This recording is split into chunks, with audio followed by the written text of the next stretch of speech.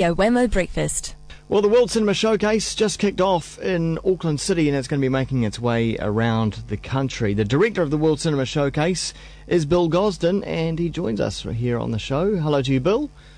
Good morning, sir. Good morning. Very, very good. Golly gosh, the World Cinema Showcase rolls around once again. It's a kind of a prequel, I suppose, to the New Zealand International Film Festival, which kicks off in June, July. We call it the little festival we're doing when we're not doing the big festival. Yeah, that's right. And but it is a challenge into itself, and certainly provides a feast for people to get stuck into in the world of cinema. And it's the old and new, really, isn't it? It's mostly new this year.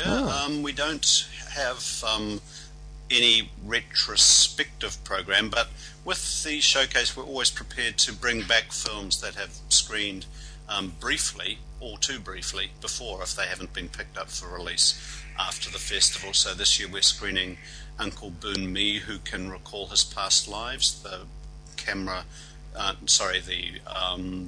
Palme d'Or winner from the Cannes Film Festival last year, which we slipped in as a late addition to the International Film Festival in Auckland last year. Yeah. People who didn't get a chance to see it then can see it now. We have several screenings of that amazing and very strange film. Also, two films that were in the film festival. One where we were turning people away, Bill Cunningham, New York, the documentary about the guy who takes the photographs that feature in the Sunday Times New York in style pages every Sunday. He takes photographs of people in the street just to show what people in the street are wearing. He's a very, very charming man who's pretty much dedicated his whole life to putting together this amazing record of what people have been wearing in New York for years. So that's Bill Cunningham, New York, cool. Which finally comes back. And a film which we loved in the film festival last year, that's I think everybody who worked at the film festival and probably everybody who saw it too. Wasteland, the film about Vic Nunes, the Brazilian photographer who goes back to Rio and photographs people working in the garbage dumps and uses the photographs which he sells at enormous prices. There are collectors who value his work very, very highly, and he puts the money back into that community. It sounds a bit like a worthy movie. It's actually a highly uplifting one, but also one that looks into a lot of the questions about the moral responsibility of an artist to his work and doesn't come up with any pat answers either. Yeah. Wasteland played in the festival last year, and we were frankly disappointed that it didn't draw bigger audiences. It had wherever it's gone around the world, it's won the audience favourite award.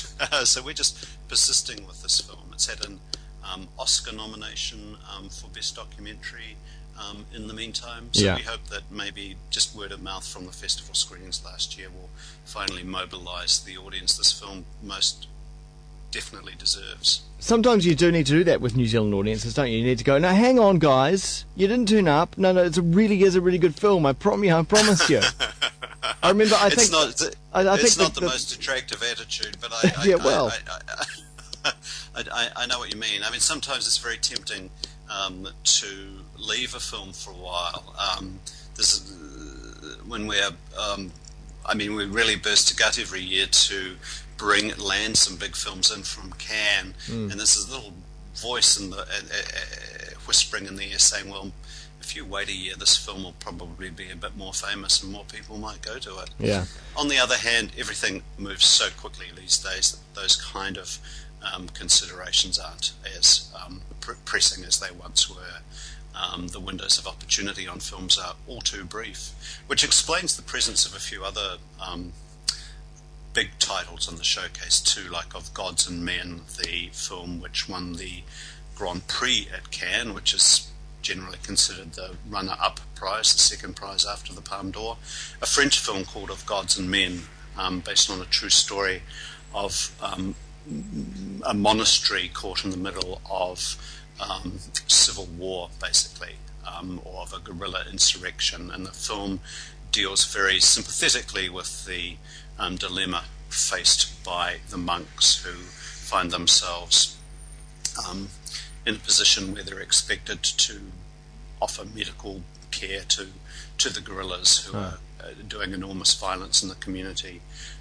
Stunning film, and a film of quite intense Christian faith, which is probably not something people associate with the activities of the Film Festival Trust, thanks largely to the holier-than-thou organisations who accuse us of being pornographers. But Of Gods and Men is a truly uplifting film, and I don't think you really need to be a believer to experience it that way either.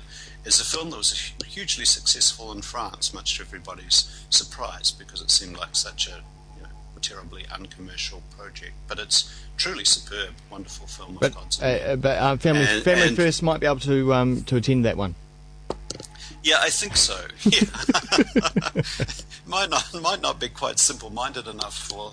I guess that could be a problem.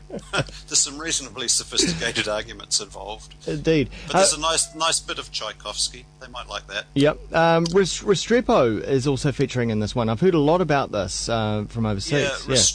Restrepo won the documentary award at the Sundance Festival last year, and we did try and secure it for the festival last year, but there were the rights belonged to National Geographic, so it was kind of lost in a bit of swamp of rights negotiation. We've finally been able to screen it now.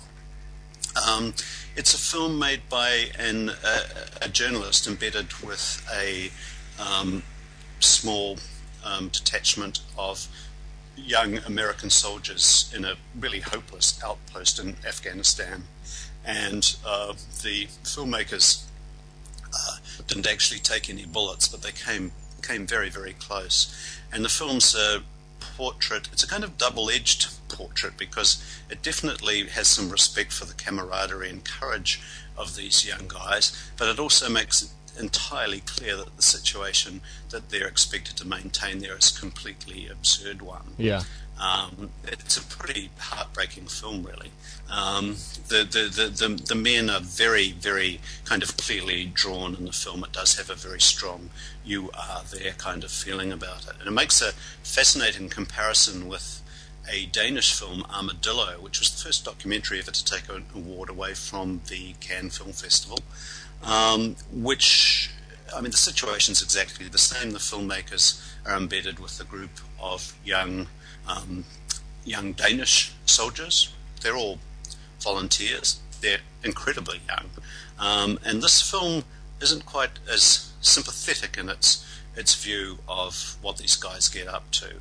It certainly makes it very clear that they're thrown into a situation that no young man should ever be thrown into.